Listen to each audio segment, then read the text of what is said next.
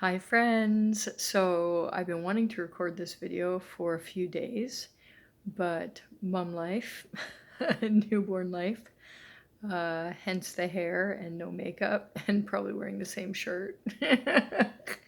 Can anyone relate?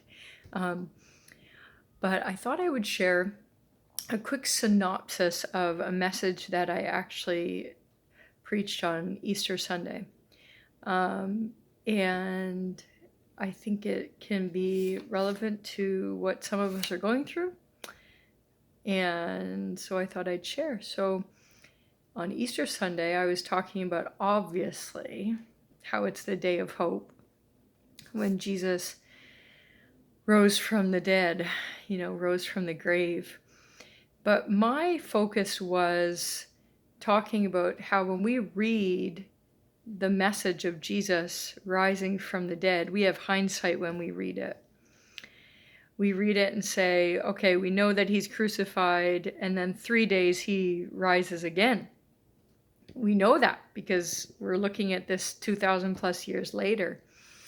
But what about those who are walking through it in real time? What about Jesus' mother? What about the disciples who lived life with him? They were living it. They were living through it. And those were the darkest days of their lives, those 3 days.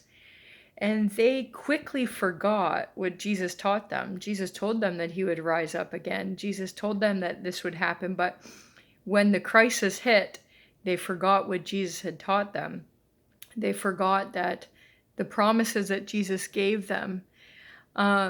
And as I was thinking on this, it really struck me because the same happens to us. We know that troubles will come. We know that this is just part of life. Trials happen, tribulation happens, difficulty happens. And yet when it happens to us or persecution happens to us, it just sends us into a whirlwind, a spiral sometimes. Sometimes we're like Peter and we just go off the handle, and sometimes we're like the other disciples and we just run away and turn our backs. We regroup, right? But the beautiful part when you read the Gospels is that Jesus didn't condemn them for their unbelief. When Jesus came back and he revealed himself to them, he had compassion on them. And he simply spent time with them and reminded them of the truth, reminded them. He gave them perspective again. He showed them through the Word, through the Old Testament, why these things had to happen. And he spent time with them, quality time, teaching them and giving them hope again, breathing hope back into them. And he does the same for us. So, how do we thrive in the in-between, in between death and resurrection? It can be the death of a dream, the death of a loved one. It can be things that we had hoped for and longed for that haven't come to pass yet. How do we thrive in the in-between?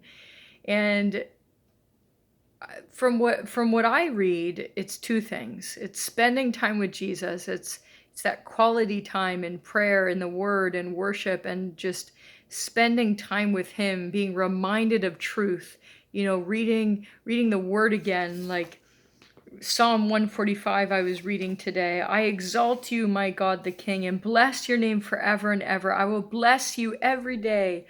I will praise your name forever and ever. The Lord is great and highly praised. His greatness is unsearchable. One generation will declare your works to the next and will proclaim your mighty acts. And it goes on and declares God's goodness. This is called gaining perspective again. It helps stir up hope in our hearts again by spending time in the Word, declaring the Word over our lives.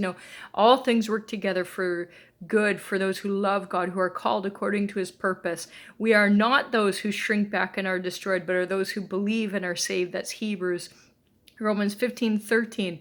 May the God of hope fill you with all joy and peace as you trust in him, so that you overflow with hope by the power of the Holy Spirit. It's all about the Holy Spirit living in us and working through us and working in us. And so that's number one, spending time with him, the Word and worship. And the next thing is community. We need each other.